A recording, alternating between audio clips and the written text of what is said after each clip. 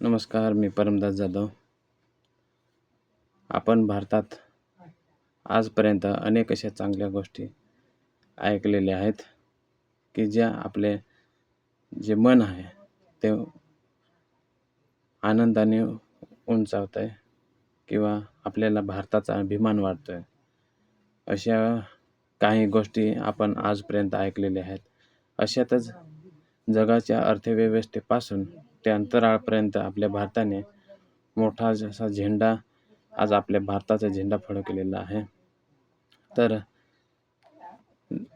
जगाच्या या मंदीचे सावट असून सुद्धा भारताची अर्थव्यवस्था मात्र सुसाट धावत आहे.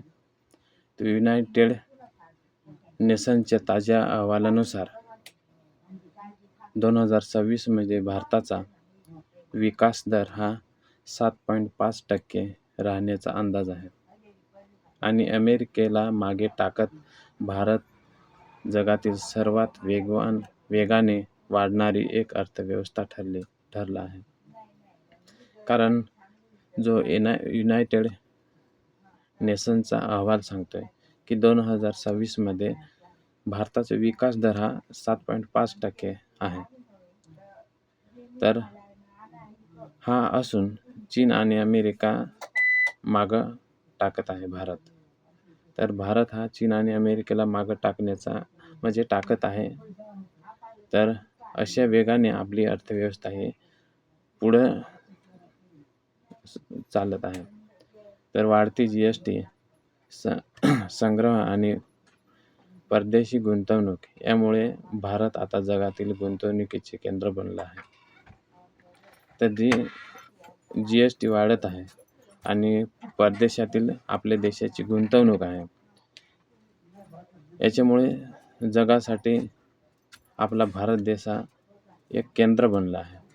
याचाच अर्थ येणाऱ्या काळात रोजगार आणि उद्योगाच्या नव्या संधी ह्या उपलब्ध होण्याची शक्यताही जास्त आहे. म्हणूनच आता अमेरिकेचा जो GPS जी सिस्टीम आहे त्याच्यावर आपल्याला आता सध्या अवलंबून राहण्याची गरज भासणार नाही. कारण भारताची स्वतःची नेव्हिगेशन यंत्रणा म्हणजेच NAVIC ने यशस्वीरित्या 10 वर्ष पूर्ण केलेलं आहे. तर ती आपली नेव्हिगेशन सिस्टीम आहे, यंत्रणा आहे नेविक, त्याने आजपर्यंत आपल्या भारताने 10 वर्षेही पूर्ण केलेले आहेत. तर स्वदेशी तंत्रज्ञानाने बनवलेले हे नेविक भारतीय लष्करासाठी आणि सुरक्षेसाठी अत्यंत महत्त्वाचे आहे. तर हे आपण आपल्या भारताने स्वतःने बनवलेले एक स्वदेशी तंत्रज्ञानाचे हे नेविक आहे. ते लष्करीसाठी आणि सुरक्षेसाठी ते आपण वापरतोय. तर विशेष म्हणजे 2026 मध्ये इस्रो आता गगनयान मोहिमेत तयार करत असून लवकरच भारतीय अंतराळवीर अवकाशात झेप घेणार आहेत. ही भारताच्या विज्ञान प्रक्षेपणातील मोठी क्रांती आहे. जे हे अंतराळ आहे त्या अंतराळावरती एक गगनयान हे नवीन मोहीम 2026 मध्ये इस्रोने तयार केलेले आहेत. ते लवकरच अवकाशात झेप घेणार आहेत आणि हा एक मोठी क्रांती आपल्या भारत देशाने तयार केलेली आहे. आणि ऊर्जा क्षेत्रात देखील भारताने कोळसा उत्पादनात 1 अब्ज टनाचा ऐतिहासिक असा टप्पा,